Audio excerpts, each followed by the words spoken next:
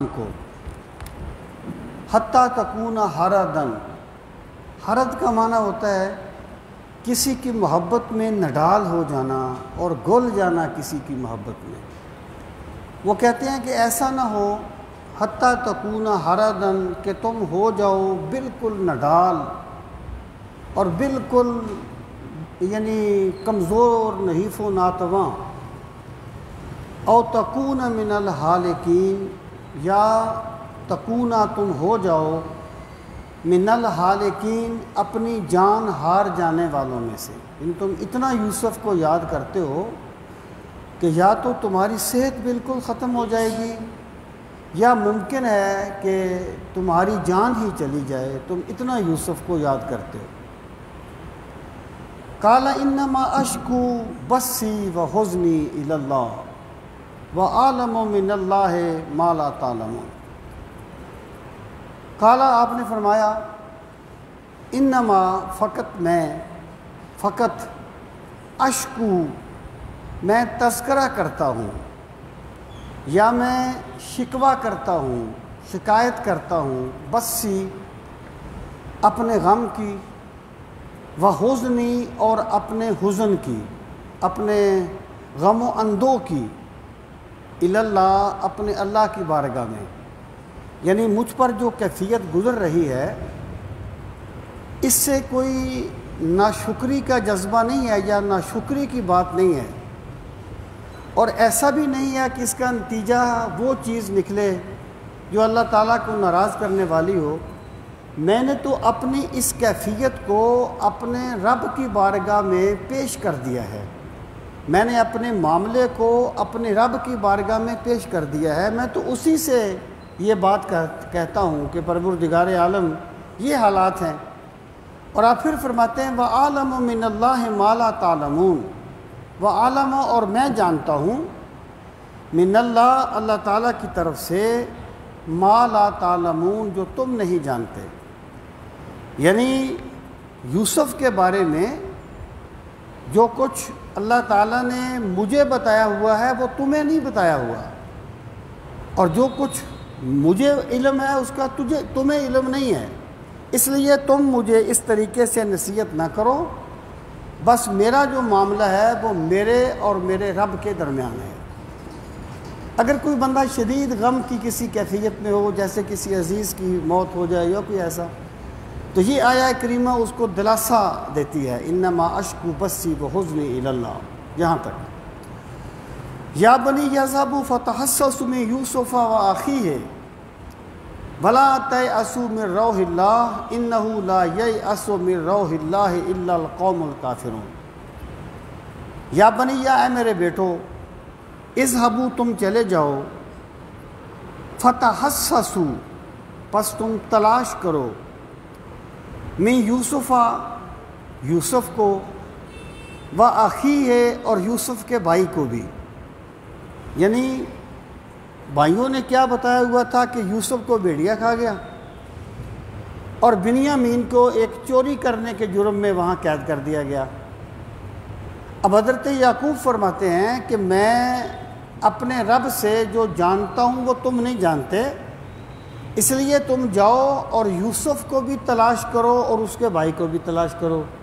گویا آپ نے انہیں اشارہ دے دیا کہ مجھے میرے رب نے بتا دیا ہے کہ یوسف اور بنیامین کہیں اکٹھے ہیں، ایک جگہ پہ دونوں ہیں۔ یوسف کو بھیڑیے نے نہیں کھایا، وہ بھی زندہ ہے، اور بنیامین بھی ان کے پاس ہے۔ تو میرے خدا نے مجھے بتایا ہے ایک وقت آئے گا میرا خدا مجھے یوسف سے بھی ملائے گا اور بنیامین سے بھی ملائے گا، کہ غم نہ کرو، جاؤ اور تلاش کرو۔ پھر فرمایا وَلَا تَيْأَسُوا مِن روح اللہ، رو کا معنی ہوتا ہے رحمت، اور اللہ تعالیٰ کی رحمت سے کبھی مایوس نہ ہونا۔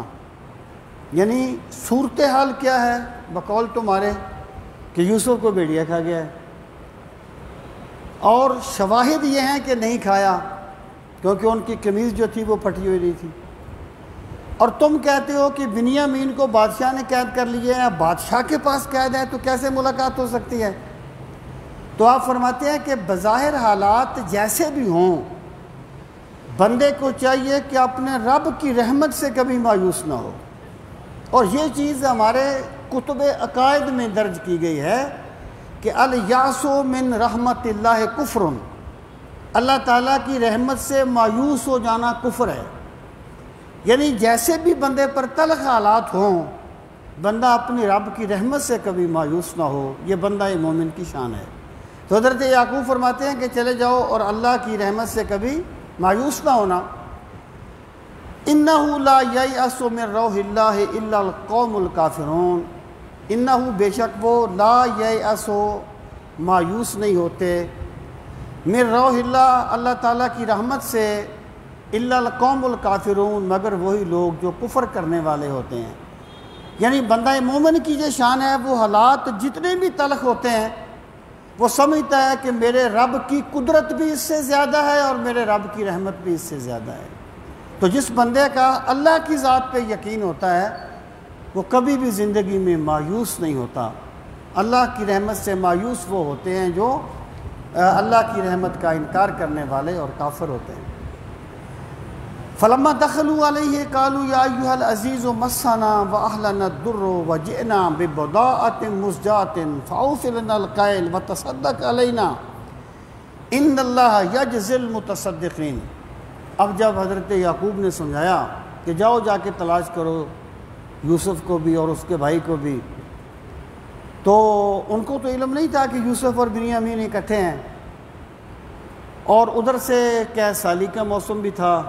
انہوں نے کہا سوچا کہ چلو اس مصر کے بادشاہ کے پاس جاتے ہیں اور انہیں جا کے ان سے غلہ بھی مانگتے ہیں کہ ہمارا غلہ ختم ہو گیا ہے، ہم دوبارہ غلہ لینے کے لیے آئے ہیں۔ اگر بادشاہ کچھ نرمی دکھائے گا تو پھر اسے کہیں گے کہ وہ ہمارے بھائی کو بھی آزاد کر دیں کیونکہ اس کا جو والد ہے وہ بڑا پریشان ہے۔ تو یہ بات سوچ کر وہ دوبارہ مصر میں پہنچ گئے۔ فلما دخلوا علیہ، پس جب وہ داخل ہوئے علیہ اس کے پاس، یعنی حضرت یوسف کے پاس پہنچ گئے۔ قالوا یا ایھا العزیز، کہنے لگے اے بادشاہ سلامت، اے عزیز یعنی اے بادشاہ سلامت، مسنا و اہلنا الضر، مسا چھو لیا ہے نہ ہمیں، و اہلنا اور ہمارے اہل خانہ کو، ہمارے گھر والوں کو، الضر بڑی تکلیفوں نے، یعنی اپنی بے بسی کا اظہار کرتے ہیں۔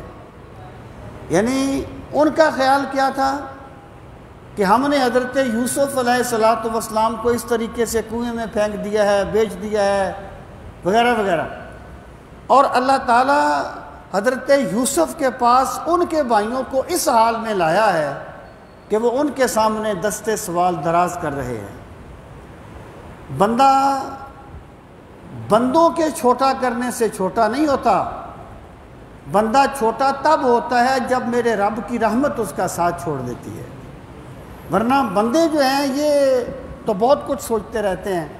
تو کہنے لگے اے بادشاہ سلامت، ہمیں چھو لیا ہے مصیبت نے، وجئنا ببضاعۃ مزجاۃ، بدعت یعنی درہم و دینار، کوئی کرنسی جو بھی تھی، مزجات یہ ازجاع سے نکلا ہے۔ ازجاع کا معنی ہوتا ہے پھینک دینا، یعنی ایک دکاندار کہتا ہے جی 100 روپے کی ہے چیز، بندہ کہتا ہے یار 10 روپے لے لے، تو وہ غصے میں پھینک دیتا ہے نا، یعنی بالکل معمولی چیز۔ کہنے لگے بادشاہ سلامت، ہم بڑی مصیبت میں گرفتار ہیں، اور ہم پہلے تو ہمارے پاس وہ درہم و دینار تھے نا جو ہم نے دیے تھے غلے کے بدلے میں، اب ہمارے پاس کچھ نہیں ہے، ہم بڑی معمولی سی رقم لے کے آئے ہیں۔ فَأَوْفِ لَنَا الْكَيْلَ، لیکن ہم پر رحم کرنا اور ہمیں اوفے پورا دینا، لنا ہمارے لیے، الکیل پیمانہ، یعنی ہمیں غلہ پورا دے دینا، اگرچہ ہماری وہ جو درہم و دینار ہمارے پاس ہیں یا پونجی ہے وہ بڑی کم ہے۔ پھر کہتے ہیں وَتَصَدَّقْ عَلَيْنَا، یہ تصدق یہاں پر تفضل کے معنی میں ہے، ہم پہ مہربانی فرمائیے، یعنی یہ ایک نا بات کا انداز ہوتا ہے بندہ جب اپنی بے بسی کا اظہار کر دیتا ہے. یعنی ایک بندے کے پاس میں گیا ایک سلسلے میں، ایک یعنی اسٹوڈنٹ کا معاملہ تھا، تو میں اس کے ٹیچر کے پاس گیا. تو میں نے انہیں کہا سر میں آپ سے بحث کرنے کے لیے نہیں آیا کہ اس نے یہ کہا، اس نے ٹھیک کہا اور یہ ہو گیا، نہیں، میں صرف آپ سے ریکویسٹ کرنے کے لیے آیا، یہ میری ریکویسٹ ہے، میں اس لیے آیا. وہ ظاہر ہے جب بندہ اس حد تک چلا جاتا ہے پھر اگلے بندے کے دل میں نرمی تو آ جاتی ہے. یہ وہ انداز ہے جو بھائی استعمال کرتے ہیں. کہتے ہیں ہمارے پاس ہے تو کچھ نہیں، وَتَصَدَّقْ عَلَيْنَا، لیکن ہم پھر بھی آپ سے کہتے ہیں کہ ہم پہ مہربانی کیجئے، ہم پر کوئی شفقت کا مرحلہ کیجئے. ان اللہ یجزی المتصدقین، بے شک جو اللہ کے بندوں پہ فضل کرتا ہے، رحم کرتا ہے، اللہ تعالیٰ اس بندے پہ رحم فرماتا ہے. ان اللہ یجزی المتصدقین، بے شک اللہ تعالیٰ تصدق کرنے والوں پر کو بہترین بدلہ دیتا ہے. اب وہ وقت آ گیا، پہلے ایک آیت گزری تھی یا حضرت یوسف علیہ السلام کو جب کنویں میں پھینکا گیا تھا نا، فَأَوْحَيْنَا عَلَيْهِ، ہم نے حضرت یوسف پر اس وقت وحی کی تھی، لَتُنَبِّئَنَّهُمْ بِأَمْرِهِمْ هَذَا وَهُمْ لَا يَشْعُرُونَ، کہ اے یوسف انہوں نے آج تو آپ کو کنویں میں پھینک دیا اور رسی کاٹ دی، لیکن ہم وہ وقت لائیں گے جب آپ انہیں بتائیں گے کہ تم نے میرے خلاف کیا کیا تھا. یعنی تم کنویں میں گر کے تمہاری جان ختم نہیں ہوگی، تمہاری زندگی ختم نہیں ہوگی، یہ اپنے منصوبوں میں ناکام نہیں ہوں گے. آپ کو میں اتنی فضیلت دوں گا کہ آپ کے بھائی آپ کے پاس آئیں گے، انہیں معلوم نہیں ہوگا کہ ہم کس کے پاس ہیں، لیکن آپ ان سے پوچھیں گے کہ یاد ہے تم نے یوسف سے کیا کیا تھا، اس وقت تمہارا کیا معاملہ تھا. وہ جو تھا نا مرحلہ اب آ گیا. تو جب انہوں نے یہ کہا اب حضرت یوسف نے فرماتے ہیں قالا، آپ نے فرمایا حل علمتم، کیا تم جانتے ہو، کیا تمہیں علم ہے، ما فعلتم بیوسف، کہ تم نے یوسف سے کیا کیا تھا، وَأَخِيهِ، اور تم نے ان کے بھائی سے کیا کیا تھا. اب بادشاہ کو بادی النظر میں اگر آپ دیکھیں تو بادشاہ کو کیا پتا کہ راستے میں بھائی کو وہ کیا کچھ کہتے آئے ہیں اور کس طریقے سے انہیں اذیت دیتے آئے ہیں. حضرت یوسف فرماتے ہیں تمہیں یاد ہے کہ تم نے یوسف سے کیا کیا، وَأَخِيهِ، اس کے بھائی سے کیا کیا. آگے ان کا عذر بھی بیان کر دیا، اذ انتم جاہلون، جب تم ناواقف تھے، یعنی تمہیں معلوم نہیں تھا کہ رب کی بارگاہ میں یوسف کا مقام کیا ہے، تمہیں معلوم نہیں تھا کہ رب یوسف کو کس مقام پہ فائز کرنا چاہتا ہے. تم نے جو کچھ بھی، جیسے ہم کہتے ہیں نا یار تم نے نادانستہ یہ بات کر دی، تم نے نادانستہ یہ بات کر دی، وہ گویا ایک عذر اس کی طرف سے پیش کیا جاتا ہے تاکہ وہ زیادہ شرمندگی کا اسے سامنا نہ کرنا پڑے. تو یہاں پر جاہلون کا لفظ اس معنی میں ہے، یعنی حضرت یوسف علیہ السلام اپنے بھائیوں کو صورتحال بھی بتاتے ہیں اور انہیں شرمندگی سے بھی بچاتے ہیں کہ تم نے یہ نادانستہ کر لیا تھا، تمہیں اس چیز کا علم نہیں تھا.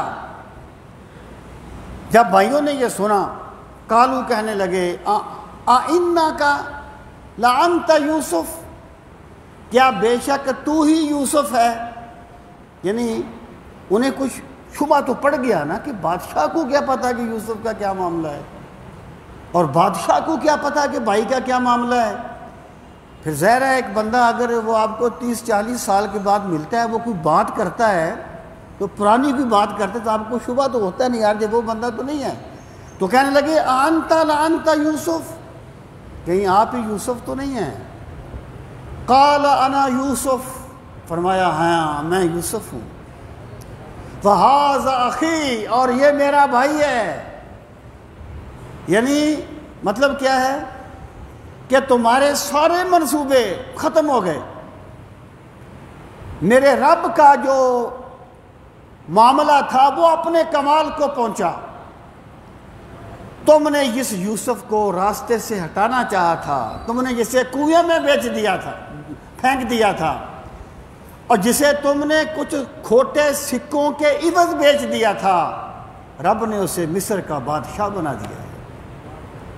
اور تم کہتے تھے نا یہ چور ہے، اس کے بھائی نے بھی چوری کی تھی، اس نے بھی چوری کی ہے، یہ چور نہیں ہے، یہ میرا بھائی ہے، اسے میں نے محبت کی وجہ سے اپنے پاس رکھا تھا، یہ میرا بھائی ہے، ھذا اخی، یہ میرا بھائی ہے۔ پھر فرماتے ہیں یہ ہوتی ہے بڑے لوگوں کی بات، قد من اللہ علینا، یعنی ان پر کوئی غصہ نہیں نکالا، اسے اپنی کسی جد و جہد کا نتیجہ قرار نہیں دیا، فرمایا جو کچھ بھی ہوا ہے نا، قد من اللہ علینا، یقیناً ہمارے رب نے ہم پہ بہت بڑا احسان فرمایا ہے۔ مننا کہتے ہیں بہت بڑا احسان کرنا، یعنی ویسے تو احسان کے لیے کئی لفظ ہیں نا، احسان بذات خود عربی زبان کا لفظ ہے، لیکن مننا بہت بڑے احسان کو کہتے ہیں، جیسے اللہ پاک نے فرمایا لقد من اللہ علی المؤمنین اذ بعث فیہم رسولا، اللہ پاک نے رسول صلی اللہ علیہ وسلم کو مبعوث فرما کے ایمان والوں پہ بہت بڑا احسان فرمایا ہے۔ حضرت یوسف فرماتے ہیں یہ جو کچھ بھی ہے یہ میری کسی پلاننگ کا منصوبہ نہیں ہے، یہ میرے رب کا کرم ہے، یہ میرے رب کا مجھ پہ احسان ہے۔ آگے فرمایا اِنَّهُ مَن يَتَّقِ وَيَصْبِرْ فَإِنَّ اللَّهَ لَا يُضِيعُ أَجْرَ الْمُحْسِنِينَ۔ آگے آپ نے ضابطہ بیان فرما دیا کہ میرے رب کا جو یہ معاملہ ہے نا کہ وہ بندوں کو نوازتا ہے اور دنیا جسے نیچا کرنا چاہتی ہے وہ اسے اونچا کر دیتا ہے، یہ میرے رب کا معاملہ قانون کیا ہے؟ فَإِنَّهُ مَن يَتَّقِ، کہ بے شک وہ جو یتقِ اللہ کی نافرمانی سے بچتا رہتا ہے، وَيَصْبِرْ، اور استقامت کا مظاہرہ کرتا ہے، یعنی صبر جو ہے نا، صبر کیا ہے کہ ایک بندے نے ایک بندے کے ساتھ کوئی ایسا معاملہ کیا ہے تو بندہ انتقامی نفسیات میں جیے، اسے تباہ کرنے کی کوشش کرتا رہے، اس کی ساری صلاحیتیں پھر اسی میں لگ جاتی ہیں کہ اس نے اس کو تباہ کیسے کرنا ہے، وہ اپنی شخصیت کا کمال بھول جاتا ہے۔ اشفاق صاحب کہا کرتے تھے کہ جس بندے کو دوسرے بندوں پر تان کرنے سے فرصت نہیں ملتی اس کے پاس اپنی اصلاح کے لیے وقت نہیں بچتا۔ صبر کا مطلب یہ ہوتا ہے برداشت کر کے پازیٹیو سوچ رکھ کے آگے بڑھنے کی کوشش کرنا۔ تو انہوں نے فرمایا کہ جو بھی بندہ تقوی اختیار کرے گا، تقوی کیا ہے؟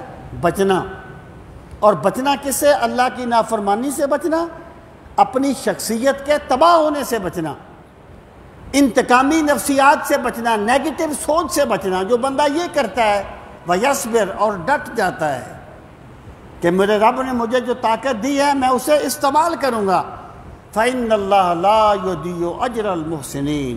یہاں پر جو احسان ہے نا یہ خاص معنی میں آیا ہے، جو رسول کریم علیہ السلام نے فرمایا اِذَا عَمِلَ أَحَدُكُمْ فَلْيُحْسِنْهُ وَلْيُتْقِنْهُ، جب تم میں سے کوئی بندہ کوئی بھی کام کرے، فَلْيُحْسِنْهُ، اسے بڑی عمدگی کے ساتھ کرے، یعنی اپنی طرف سے کسر نہ چھوڑے، ٹرخائے نہیں، پوری جد و جہد لگا دے جتنی اسے اللہ نے دی ہے، وَلْيُتْقِنْهُ، مکمل پختگی کے ساتھ کرے۔ یہاں احسان اس معنی میں ہے، مطلب کیا ہے کہ جو بندہ اپنی طرف سے پوری کوشش لگا دیتا ہے انسانیت کا شرف پانے کے لیے، میرا رب اسے کبھی بھی اس کی محنت کو ضائع نہیں کرتا، میرا خدا اس کو عزتیں عطا فرما دیتا ہے۔ شرط یہ ہے وَيَتَّقِ وَيَصْبِرْ، دو کام کرے، ایک تو اپنی شخصیت کو منفی سوچ سے بچائے، اللہ کی نافرمانی سے بچائے، اور استقامت کا مظاہرہ کرے، گھبرائے نہیں، گھبرا نہ جائے کہ یہ کام نہیں ہوا تو بار بار کہتے چمٹی بار بار گرتی ہے پھر جلتی ہے، گرتی ہے پھر جاتی ہے، یہ ہے یصبر۔ فَإِنَّ اللَّهَ لَا يُضِيعُ أَجْرَ الْمُحْسِنِينَ، تو بے شک اللہ ایسے مخلصین کے اجر کو کبھی بھی ضائع نہیں کرتا۔ قالوا تاللہ لقد آثرک اللہ علینا، جو کہتے تھے نا یوسف نے چوری کی تھی اور اس کے بھائی نے چوری کی تھی، اب وہ کیا کہتے ہیں؟ قالوا کہنے لگے تاللہ، اللہ کی قسم، لقد آثرک، آثرک کا ویسے معنی ہوتا ہے ترجیح دینا، یہاں اس سے مراد ہے فضیلت دینا۔ کہنے لگے اے یوسف، یقیناً اللہ تعالیٰ نے تمہیں ہم پر فضیلت عطا فرمائی ہے، یعنی ہم مان گئے آپ کی عظمت کو، ہم مان گئے آپ کی فضیلت کو۔ وَإِن كُنَّا لَخَاطِئِينَ، ان جو ہے یہ انا سے ہے، بے شک، اور بے شک ہم ہی خطا کرنے والے تھے، اپنی غلطی کا اعتراف بھی کر لیا اور حضرت یوسف کی عظمت کو تسلیم بھی کر لیا۔ قال لا تثریب علیکم اليوم، حضرت یوسف فرماتے ہیں تثریب کا معنی ہے گرفت کرنا، پکڑنا، کوئی سزا دینا۔ فرمایا لا تثریب علیکم اليوم، آج تم پر کوئی گرفت نہیں ہے، یعنی جب وہ بالکل اپنے جرم کا اعتراف کرتے ہیں، اپنی غلطی کو تسلیم کرتے ہیں اور بالکل بے بس ہو کے بیٹھے ہوئے ہیں، یہ حضرت یوسف کی عظمت ہے۔ اور یہ وہ چیزیں ہیں جس کو قرآن مجید نے بیان کیا، اسے احسن القصص کہا، تو انہوں نے اپنے بھائیوں سے کہا لا تثریب علیکم اليوم، آج تم پہ کوئی گرفت نہیں ہے، آج میں تمہیں کوئی سزا نہیں دوں گا۔ پھر کہا یغفر اللہ لکم، اللہ بھی تمہارے گناہ معاف فرمائے، اللہ بھی تمہیں بخشے۔ وَهُوَ أَرْحَمُ الرَّاحِمِينَ، اور میرا رب سب سے بڑھ کر رحم فرمانے والا ہے، یعنی اللہ تعالیٰ جو سب سے بڑھ کر رحم فرمانے والا ہے نا، میں اس کی بارگاہ میں تمہاری بخشش کے لیے دعا بھی کرتا ہوں۔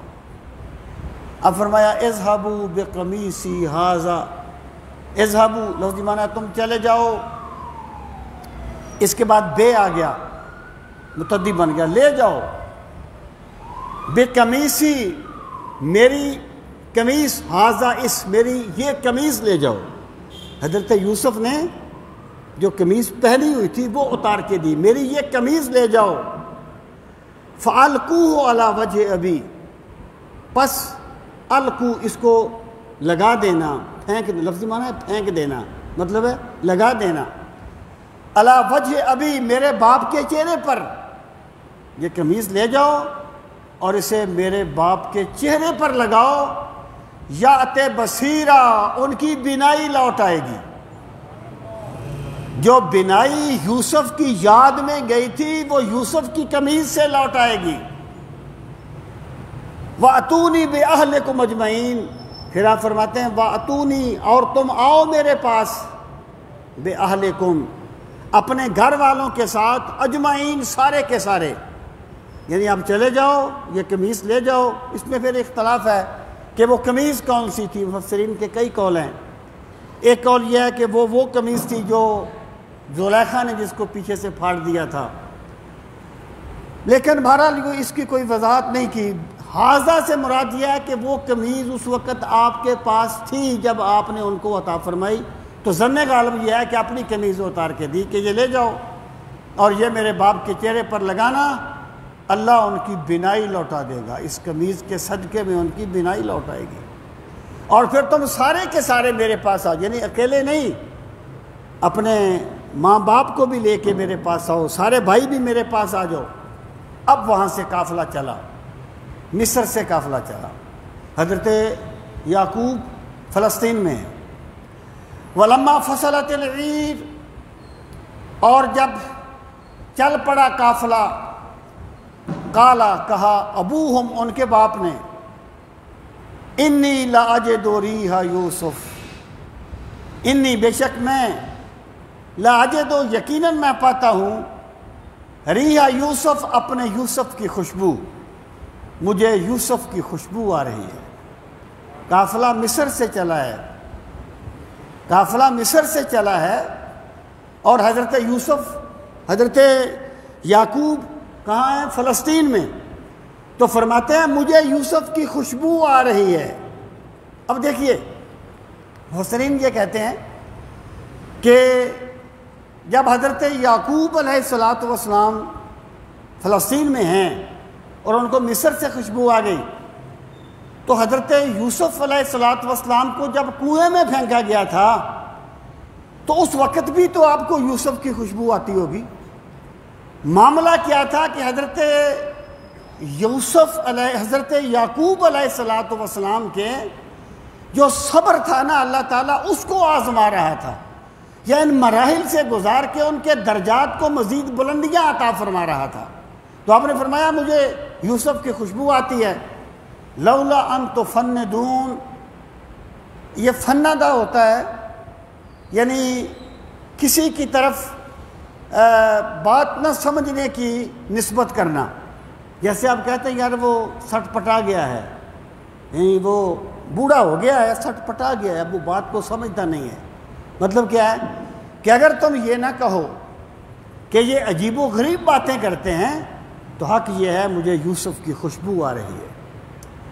قالوا تاللہ، انہوں نے کہا، جنہوں نے کہا جو حضرت یعقوب کے پوتے ہوں گے، پوتیاں ہوں گی، بہو جو پاس گھر کے افراد تھے، انہوں نے کہا، کیونکہ بیٹے تو وہاں تھے، انہوں نے کہا تاللہ، اللہ کی قسم، انکا، بے شک تو، لفی، یقیناً میں، دلالک القدیم، اسی پرانی محبت میں گرفتار ہے۔ یعنی دلال کا معنی ہر جگہ پہ گمراہی نہیں ہوتا، یہ بات میں اکثر عرض کرتا رہتا ہوں کہ دلہ کا مطلب ہوتا ہے گم ہو جانا، یعنی کوئی چیز کہیں گم ہو جائے۔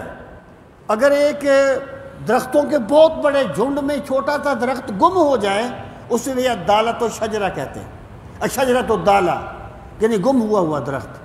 تو اس سے مراد ہے کسی کی محبت میں اتنا کھو جانا کہ بندے کی توجہ ادھر ہی مرکوز ہو جائے۔ اب ظاہر ہے کہ حضرت یعقوب کی جو اولاد تھی وہ حضرت یعقوب کو گمراہ تو نہیں کہہ رہے تھے نا، وہ جو قرآن مجید میں ہے وَوَجَدَكَ ضَالًّا فَهَدَىٰ، جو لوگ اس کا ترجمہ یعنی حق سے ہٹا ہوا کرتے ہیں، وہ ذرا غور کریں کہ حضرت یعقوب کی اولاد اپنے باپ کو گمراہ تو نہیں کہہ رہی تھی، وہ اللہ کے پیغمبر ہیں۔ مطلب کیا تھا کہ تم یوسف کی محبت میں اتنے کھو گئے ہو کہ تمہیں اور کچھ کسی طرف تمہاری توجہ ہے ہی نہیں۔ تو اللہ پاک فرماتا ہے کہ وَوَجَدَكَ ضَالًّا فَهَدَىٰ، اے میرے نبی صلی اللہ علیہ وسلم، جب آپ میری محبت میں اتنے کھو گئے کہ آپ کی ساری توجہ ادھر مرکوز ہو گئی، فَهَدَىٰ، تو پس میں نے اپنے راستے آپ پر کشادہ کر دیے۔ تو اِنَّكَ لَفِي ضَلَالِكَ الْقَدِيمِ، یہ نہ کہنا کہ تم تو اسی پرانی محبت میں گرفتار ہو، اس لیے تم یہ باتیں کہہ رہے ہو۔ اگر تم یہ نہ کہو تو میں کہتا ہوں مجھے یوسف کی خوشبو آ رہی ہے۔ فلما ان جاء البشیر، فلما، پس جب، ان کے جاء، آ گیا، البشیر، بشارت دینے والا، بھائی آ رہے تھے سارے، انہوں نے سوچا کہ یار ایک بندہ جلدی جلدی تیز تیز جائے اور جا کر حضرت یعقوب کو بشارت دے کہ ہمیں تمہارا یوسف بھی مل گیا ہے اور ہمیں بنیامین بھی مل گیا ہے، بشارت دے۔ اب کہتے ہیں کہ وہ شمون آئے تھے یا یہودا آیا تھا بڑا بھائی، جس نے آ کے وہ کہا تھا نا کہ یوسف کو بھیڑیا کھا گیا ہے، اب وہی آیا، اس نے کہا میں ہی جا کے پہلے بشارت دیتا ہوں، وہ آ گیا۔ القاہ علی وجہہ، القاہ، پھینکا اسے، علی وجہہ، ان کے چہرے پر، یعنی وہ جو قمیض تھی حضرت یوسف کی وہ حضرت یعقوب کی چہرے پر لگائی، آنکھوں پر لگائی، فرتد بصیرا، تو ان کی بینائی لوٹ آئی، وہ یعنی ان کی جو بینائی گئی تھی وہ لوٹ آئی۔ یہ یعنی معجزہ ہے ایک، اس میں کوئی تعویل کرنے کی ضرورت نہیں ہے۔ اگر آپ دیکھیں تو اللہ تعالیٰ نے ہر چیز میں ایک تاثیر رکھی ہے، یعنی آج کل تو بعض لوگ جو ہے نا وہ کپڑوں سے بیماری کا پتہ لگا لیتے ہیں، ایسے کوئی اثرات ہوتے ہیں، تو معجزہ تو ہوتا ہی عقل سے ماورا ہے۔ مراد یہ ہے کہ حضرت یوسف کی جو قمیض حضرت یوسف کے بدن پاک سے مس ہو گئی، اللہ پاک نے انہیں اس قمیض کو جو شان عطا فرمائی کہ یہاں وہ لگ گئی، اللہ تعالیٰ نے وہاں بینائی لوٹا دی، یہ اللہ تعالیٰ کی شان ہے۔ تو فرتد بصیرا، اب حضرت یعقوب کہتے ہیں قال الم اقل لکم، آپ نے فرمایا، حضرت یعقوب نے کہا الم اقل، کیا میں نے نہیں کہا تھا، لکم تمہارے لیے، انی عالم من اللہ ما لا تعلمون، انی عالم بے شک میں جانتا ہوں، من اللہ اللہ کی طرف سے، ما لا تعلمون جو تم نہیں جانتے۔ پیچھے جملہ گزرا تھا نا، حضرت یعقوب نے کہا تھا میں وہ جانتا ہوں جو تم نہیں جانتے۔ وہ کیا چیز تھی؟ وہ یہی چیز تھی نا کہ تم کہتے ہو یوسف کو بھیڑیا کھا گیا، میں کہتا ہوں یوسف زندہ ہے۔ تم کہتے ہو بنیامین قید ہو گیا، میں کہتا ہوں صورتحال کچھ اور ہے۔ تمہیں علم نہیں ہے، لیکن میں جانتا ہوں کہ میرا رب مجھے یوسف سے بھی ملائے گا اور بنیامین سے بھی ملائے گا۔ انی عالم من اللہ ما لا تعلمون، میں جانتا ہوں اللہ تعالیٰ کی جناب سے جو تم نہیں جانتے۔ قالوا یا ابانا، اب بھائی کہنے لگے اے ہمارے والد محترم، استغفر لنا ذنوبنا، استغفر گناہوں کی بخشش مانگیے، لنا ہمارے لیے، ذنوبنا ہمارے گناہوں کی، یعنی اے ہمارے والد گرامی ہم نے غلطی کی ہے، آپ رب سے ہمارے گناہوں کی بخشش کی دعا کیجیے۔ ان کا مطلب کیا ہے کہ آپ اللہ کے پیغمبر ہیں، اللہ تعالیٰ سنتا تو سب کی ہے، لیکن جیسی اپنے پیغمبروں کی سنتا ہے ویسی کسی اور کی نہیں سنتا، اس لیے آپ ہمارے گناہوں کی بخشش مانگیے۔ انا کنا خاطئین، بے شک ہم تھے خطا کرنے والے، ہم خطا کرنے والے ہیں، غلطی کرنے والے ہیں، اس لیے آپ ہمارے گناہوں کی بخشش مانگیے۔ قال سوف، حضرت یعقوب علیہ السلام نے بھی اس کے باوجود اپنے بیٹوں کو کوئی سزا نہیں دی۔ جب حضرت یوسف نے انہیں معاف کر دیا تو حضرت یعقوب نے بھی معاف کر دیا، تو کہنے لگے، اب فرمانے لگے سوف استغفر لکم ربی، بے شک میں استغفار کروں گا، لکم تمہارے لیے، ربی اپنے رب سے، انہ هو الغفور الرحیم، بے شک میرا رب بہت زیادہ بخشنے والا اور بے حد رحم فرمانے والا ہے، یعنی مایوس نہیں، اللہ کی رحمت سے مایوسی نہیں، میرا خدا بڑا معاف کرنے والا ہے۔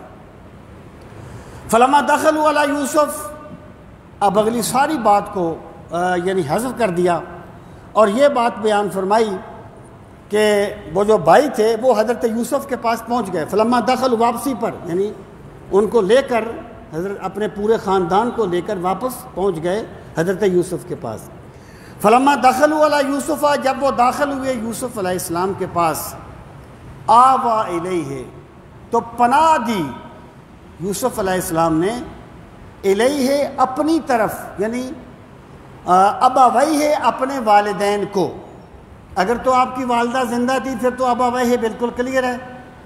ایک روایت کے مطابق ان کی والدہ کا انتقال ہو گیا تھا، کوئی خالہ یا ایسی جو یعنی سوتیلی کوئی والدہ تھی، تو پھر بھی بات وہی ہے۔ مراد یہ ہے کہ قرآن مجید نے چونکہ ابویہ کا لفظ بولا ہے، اس لیے ان کی والدہ کو زندہ ماننا یہ زیادہ قرآنی الفاظ کے مطابق ہے۔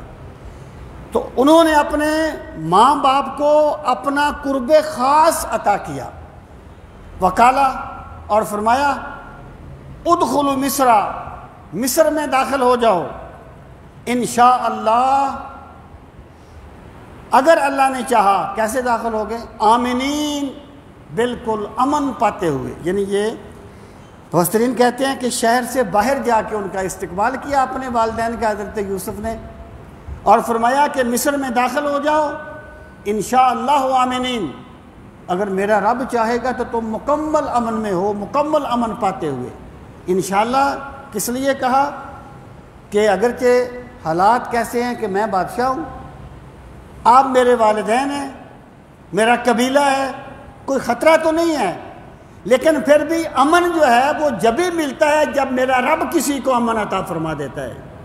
یعنی اپنی جو مادیات یا اسباب تھے ان سے توجہ ہٹا کے اللہ تعالیٰ کی رحمت کی طرف توجہ مبذول کروائی، انشاءاللہ آمنین۔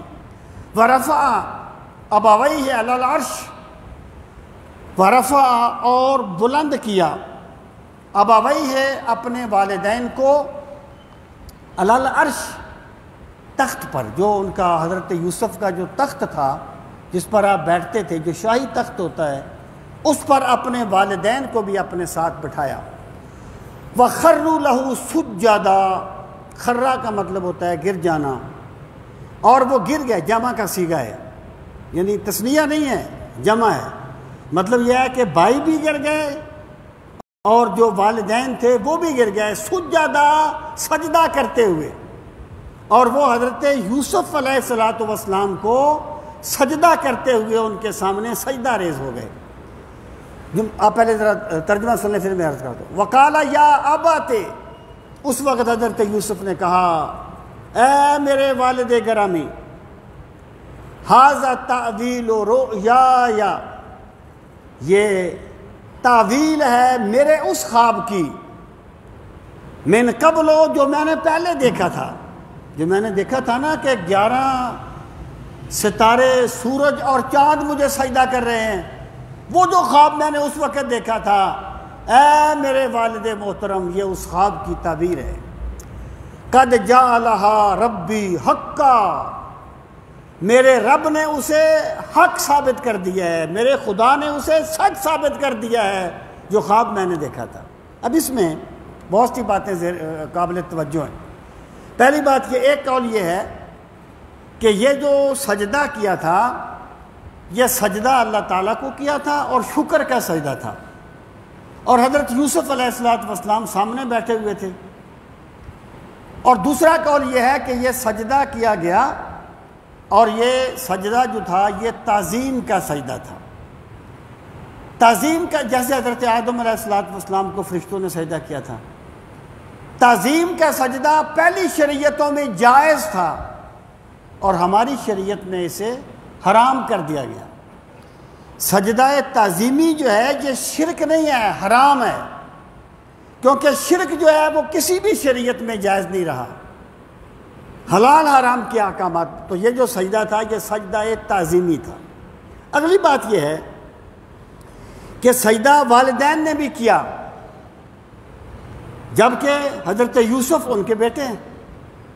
تو ایک تو بات یہ ہے کہ اس میں حضرت یوسف کے منفرد مقام کو اللہ پاک نے ظاہر فرمایا، اور دوسری بات یہ ہے کہ باپ اور بیٹے کا تعلق ایسا ہوتا ہے کہ بیٹے کو جتنا بھی بلند مقام مل جائے، باپ کبھی حسد میں مبتلا نہیں ہوتا،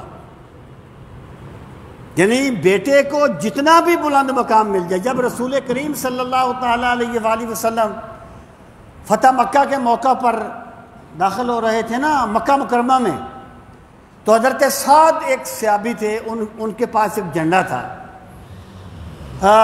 انصار میں سے تھے۔ انہوں نے کہا الیوم یوم الملحمہ، آج ہم خون بہائیں گے، آج ہم بدلہ لیں گے۔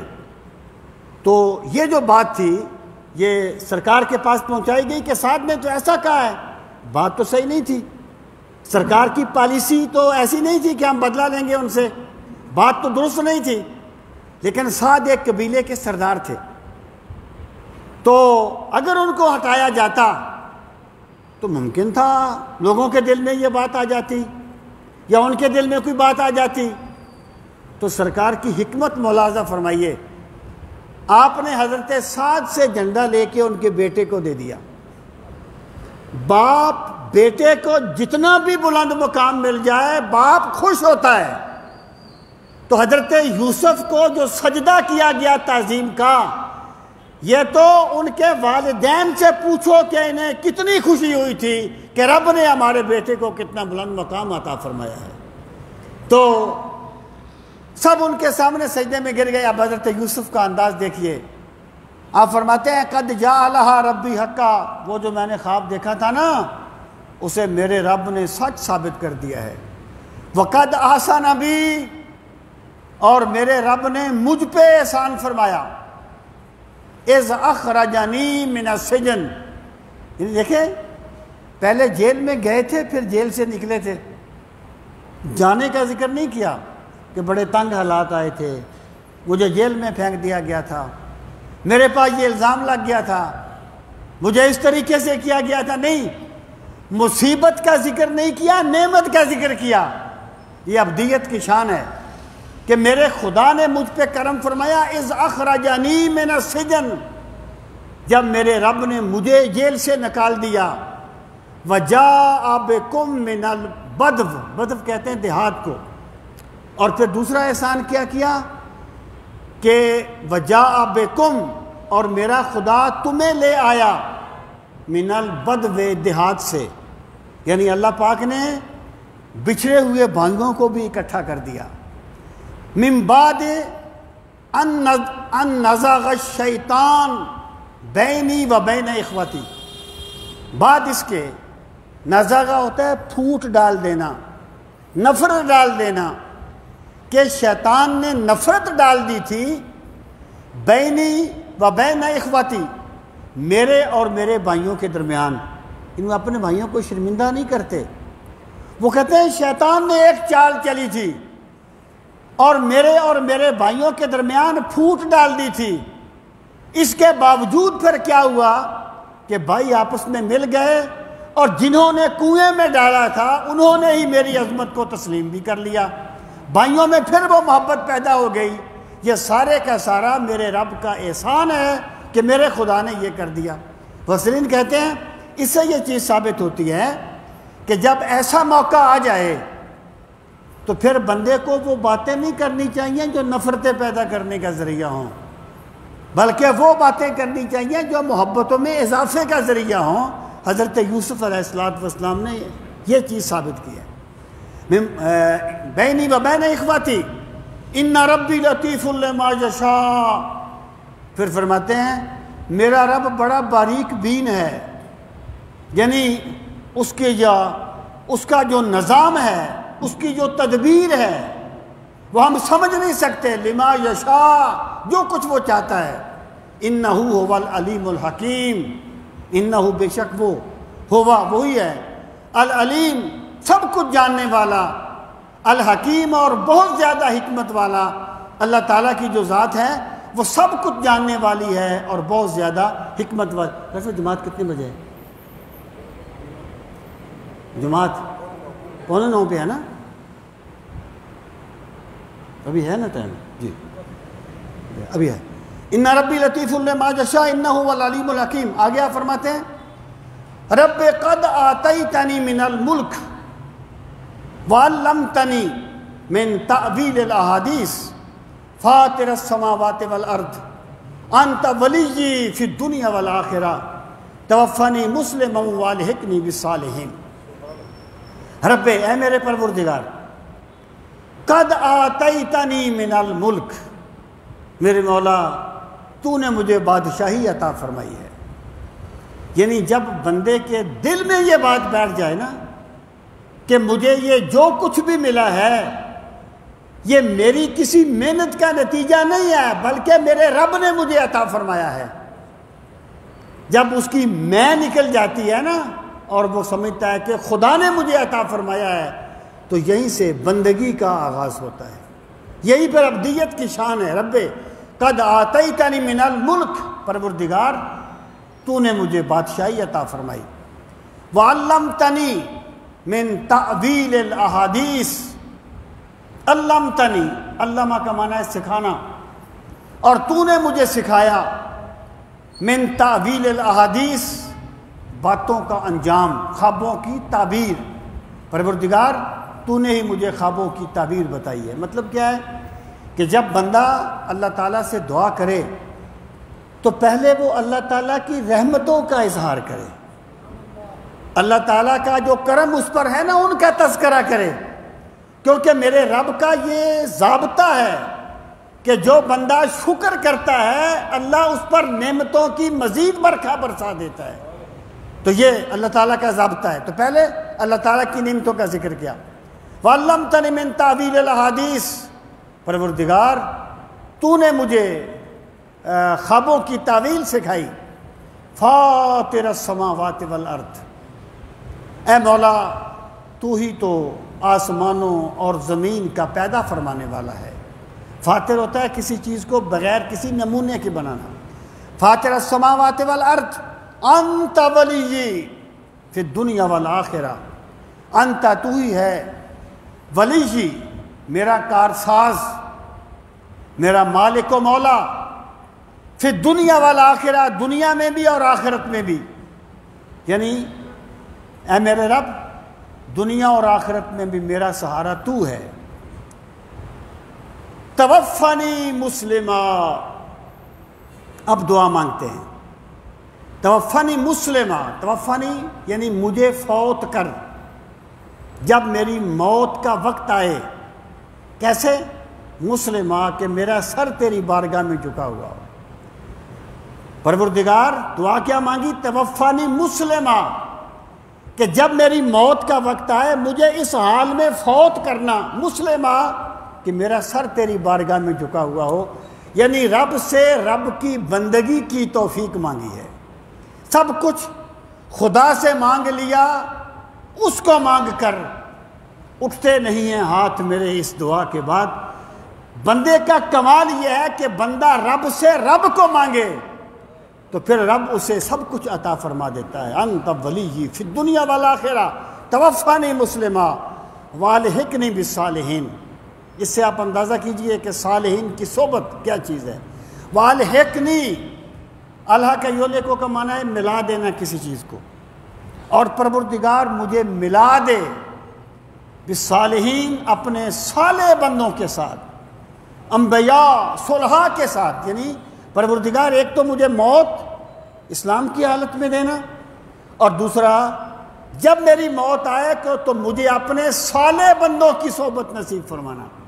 وہ جو اللہ پاک نے فرمایا نا کہ یا ایتھا النفس المطمئنہ ارجعی الی ربک راضیۃ مرضیہ فادخلی فی عبادی، اللہ پاک فرماتا ہے داخل ہو جا میرے بندوں میں، یعنی اللہ تعالیٰ کے صالحین۔ دیکھیں یوسف علیہ السلام خود پیغمبر ہیں اللہ تعالیٰ کے، لیکن انبیاء کے لیے بھی کبھی کبھی یہ ذکر آتا ہے کہ وہ صالحین میں سے ہیں، تو یہاں کامل صالحیت مراد ہوتی ہے۔ ایک صالحیت وہ ہے جو غیر نبی کی ہے، ایک صالحیت وہ ہے جو انبیاء کی ہے، تو یہاں پر کامل صالحیت مراد ہے۔ والحقنی بالصالحین، اور پروردگار عالم مجھے اپنے نیک بندوں کی صحبت نصیب فرمانا، مجھے اپنے نیک بندوں کے ساتھ ملا دینا۔ اس کے بعد یہ جو آیات ہیں یہ یعنی اس اختتامی آیات ہیں سورہ پاک کی، اور اس کے نازل کرنے کے مقصد کو اور اس کے نتائج کو بیان کیا گیا ہے، اس لیے میرا یہ خیال ہے کہ نہیں، ہم اگلے درس میں انشاءاللہ تعالیٰ بیان کریں گے۔ اللہ تعالیٰ ہم سب کو اپنے دین کا صحیح فہم نصیب فرمائے۔ ربنا الحمدللہ رب العالمین والعاقبۃ للمتقین، الصلاۃ والسلام علی سید المرسلین وعلی آلہ واصحابہ اجمعین۔